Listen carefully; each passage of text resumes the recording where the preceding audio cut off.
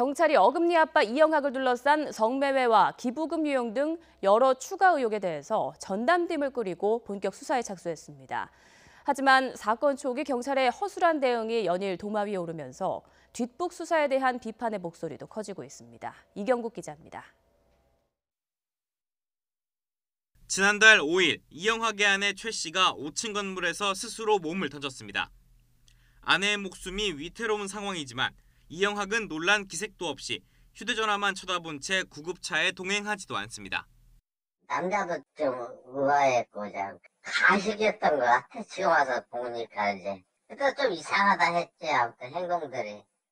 더욱이 아내의 시신에서 폭행 흔적까지 드러나자 경찰은 관련 의혹을 수사하기 위한 전담팀을 구성했습니다.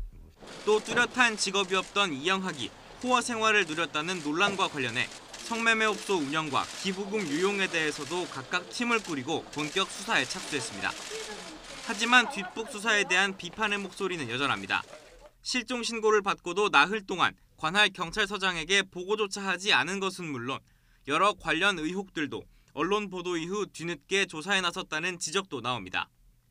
심지어 실종 신고 당시 경찰이 이영학 딸의 존재를 알았는지를 놓고는 유족과 경찰 간의 진실 공방까지 번지고 있습니다.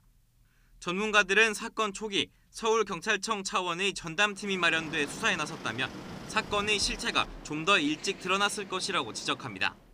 이 아내조차도 이제 원하지 않는 성관계에 노출이 됐던 것이 성폭력 피해 신고로 이어졌을 걸로 보이고 이 여학생의 필요가 이제 발생을 해서 사망에 이르게 된 게 아닌가. 이런 가운데 사건을 넘겨받은 검찰은 휴일에도 구치소에 입감된 이영학을 불러 조사를 이어갔습니다. 검찰은 수사 기록 전반을 검토한 뒤 범행 동기 등을 집중 수사할 방침입니다. YTN 이경국입니다.